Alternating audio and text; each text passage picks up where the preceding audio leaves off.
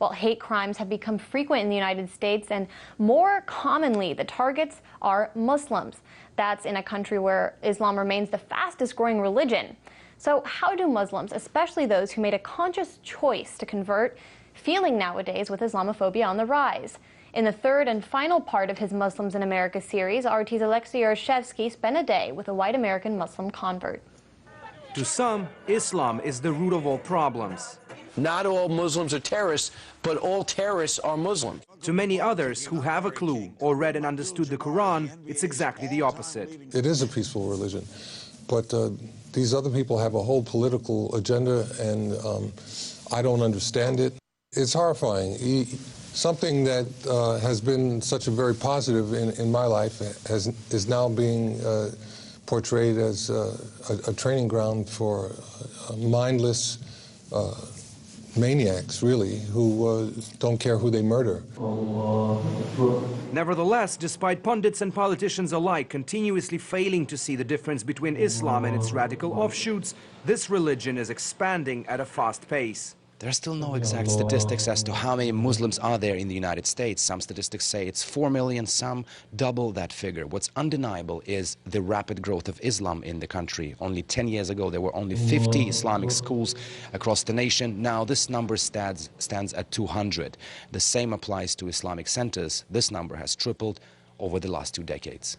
And to a certain extent, Islam can credit converts for its growth. But if this religion is evil, as some believe, why would people growing up in other environments want to join it? My attraction to Islam had to do with just what I had learned about the scriptures. My curiosity increased, and I started to investigate Islam. I found it to be something that I wanted to learn more about. We spent a day with a convert to find out. I pray here, I pray everywhere in the house. Robert Mago is what you would call a genuine white American. In fact, his family's presence in the United States dates back 4 centuries. So you have this piece of art, basically centerpiece in your apartment, right? Well, Islam is a centerpiece in my life. Nevertheless, 9 years ago, Robert made a life-changing decision.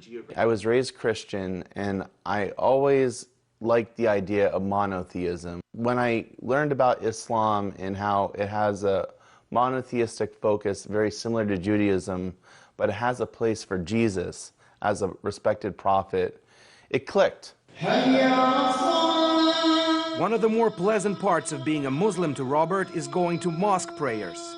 It's here, he says, that the true nature of Islam is being revealed. They say in America the most segregated hour is Sunday. In America, when people go to church, but here it's quite different. There are peoples from every corner of the world meeting each other, praying with each other, living their lives, marrying into each other's families. So it's massively different to what you experienced in a childhood going to a Catholic church. It definitely is a cultural shift. And are you enjoying this kind of shift? I very much enjoy it. I think that the community presence, the will to engage, the different stories we can tell, it makes a special communal experience. Robert's affinity towards Islam transformed into his professional life. This is the national office, just several blocks from Capitol Hill. He now works for the Council on American Islamic Relations, or CAIR, providing legal help to Muslims in peril. Needless to say, with the rise of Islamophobia in the United States, Robert and his colleagues have been busy. Anti-Muslim rhetoric on the campaign trail is mainstreaming Islamophobia.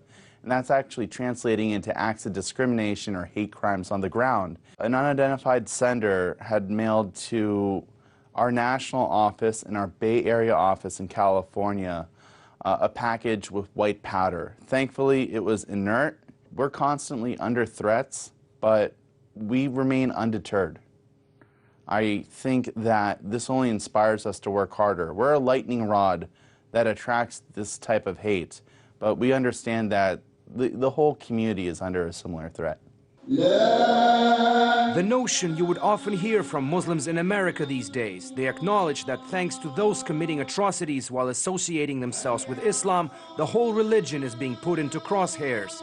But just as their book, the Quran, teaches them, they're sure that adversity will eventually make way for the bright future. Alexei Yaroshevsky, RT, reporting from Washington, D.C.